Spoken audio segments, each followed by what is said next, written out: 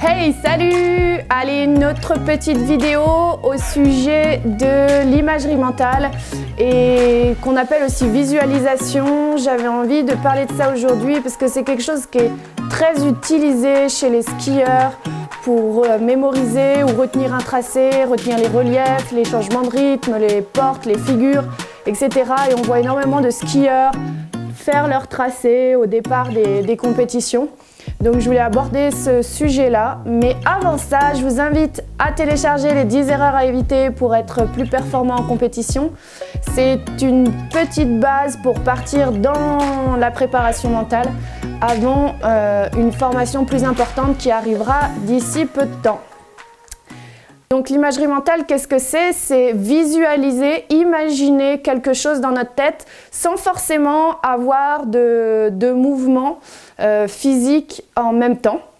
Donc il y a des études qui ont prouvé que lorsqu'on faisait de l'imagerie mentale, l'activation au niveau du cerveau était la même zone que lorsqu'on faisait le mouvement concrètement en vrai.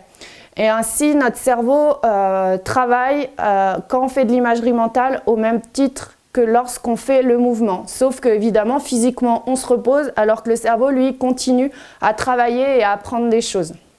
Alors, 5 façons d'utiliser l'imagerie mentale. Première utilisation, c'est pour apprendre un mouvement technique et s'entraîner à le faire de manière mentale. Donc ça permet d'évoluer en fait techniquement, c'est-à-dire qu'une fois que le mouvement technique est bien compris en relation souvent avec l'entraîneur pour qu'il y ait une précision sur le mouvement qui doit être fait, on peut visualiser ce mouvement, même si on n'est pas encore capable de le faire physiquement. On peut l'imaginer et entraîner notre cerveau à le faire. Alors, le mieux pour que ce soit le plus efficace possible, ça va être de le faire le plus proche possible des séances de terrain. C'est-à-dire, si on parle de ski, ça va être avant la manche ou après la manche, le plus près possible du mouvement technique concret. Et puis, ce mouvement technique qui va être appris mentalement et physiquement, l'aide mentale, en fait, le fait de faire de la visualisation va juste accélérer le fait qu'on va progresser et changer notre façon de skier et développer un nouveau mouvement.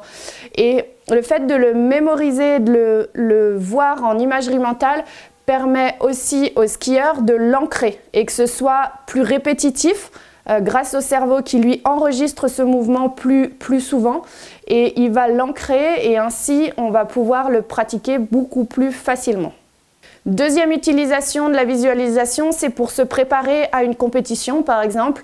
On peut utiliser cette méthode d'imagerie mentale la veille des compétitions où on peut imaginer le contexte, la piste, le lieu, les gens qui vont entourer, l'ambiance qu'il y aura, etc. pour finalement préparer notre corps à s'adapter facilement aux contraintes de la compétition. Troisième façon d'utiliser l'imagerie mentale et qui est très puissante, c'est pour augmenter sa confiance en soi. La confiance en soi qui est primordiale pour le compétiteur. L'imagerie mentale permet de la développer, de la renforcer. Alors comment on s'y prend? Il suffit juste de fermer les yeux, de se réimaginer, réussir une manche ou une course, quelque chose que vous avez déjà réussi, où vous êtes senti réussir, faire des bonnes choses, faire un bon ski et le revivre les émotions, revivre les sensations corporelles au niveau mental, ce que vous disiez, etc. Et le fait de revivre ça réinstaure de la confiance, de l'estime de soi et on se sent beaucoup plus serein pour aller faire une nouvelle compétition. Donc ça, c'est à utiliser à loisir, que ce soit à tout moment de la journée. Dès qu'il y a un moment de baisse de confiance, boum, on se remet dans sa bulle, on réimagine la fois où on a réussi à bien skier, à bien faire les choses, on sait qu'on l'a fait, etc. Et à ce moment-là, ça permet de réaugmenter sensiblement la confiance en soi. Quatrième possibilité pour utiliser l'imagerie mentale, ça va être pour tout ce qui est analyse de manche, c'est-à-dire à la fin d'une manche ou d'une course, essayer de revisualiser notre manche, toutes les parties de la course et essayer de l'analyser de cette manière. Ça permet de revivre finalement correctement la manche et ainsi de pouvoir avoir une analyse beaucoup plus factuelle, c'est-à-dire dans les faits et non dans l'émotionnel. On va pouvoir analyser les points positifs, les points un peu plus négatifs et tirer un bilan beaucoup plus avec plus de recul en fait.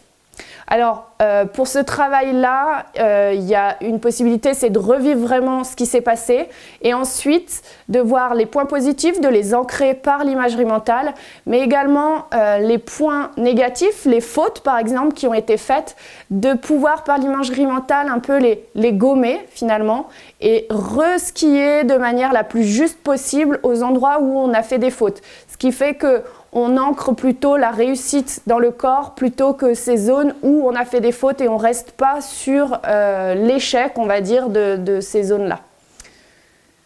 Et enfin, cinquième façon d'utiliser l'imagerie mentale, c'est en cas de blessure. Alors là, ça pourrait faire une vidéo entière sur ce sujet. Suite à des blessures, en fait, le skieur ou le sportif peut travailler en imagerie mentale pour avoir une meilleure récupération et même des études ont prouvé cela, une baisse moins importante de la puissance musculaire. Il a été prouvé que le fait de travailler nos muscles, même si eux ne travaillent pas physiquement mais les travailler mentalement, permet à notre corps, à notre cerveau d'intégrer qu'on est en train de contracter par exemple, même par rapport à la confiance parce qu'une fois qu'il fait des exercices au niveau rééducation, il peut les retravailler en imagerie mentale le soir, le matin avant de les faire et au niveau confiance et rééducation, on a des résultats très intéressants. Un petit bémol par rapport à l'imagerie mentale, il faut vraiment faire attention, c'est que ça s'utilise, pour que ce soit vraiment efficace, il ne faut pas que ça s'utilise n'importe comment. Quand on voit les skieurs faire de la mémorisation finalement de tracés, de relief, de rythme, etc., c'est une mémorisation, ils ne sont pas forcément, hein, il y en a qui le font, mais dans la vraie visualisation où on intègre dans l'imagerie mentale toutes les sensations corporelles, donc des sensations kinesthésiques, tactiles, sensitives, visuelles, auditives. Alors on parle de gustatif, nous en ski, c'est pas vraiment important pour nous, mais il y a tout cet aspect d'imagerie mentale à décortiquer pour que ce soit bien fait. Donc je ferai une prochaine vidéo sur ce sujet pour apprendre à mieux utiliser l'imagerie mentale pour que ce soit efficace.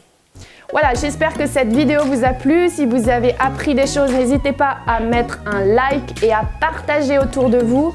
Abonnez-vous à ma chaîne YouTube pour avoir les prochains conseils et n'hésitez pas à me faire des commentaires, à me dire quel sujet vous intéresserait et ça serait un grand plaisir de répondre à vos questions et de faire un nouveau sujet de vidéo sur votre sujet pour directement vous intéresser.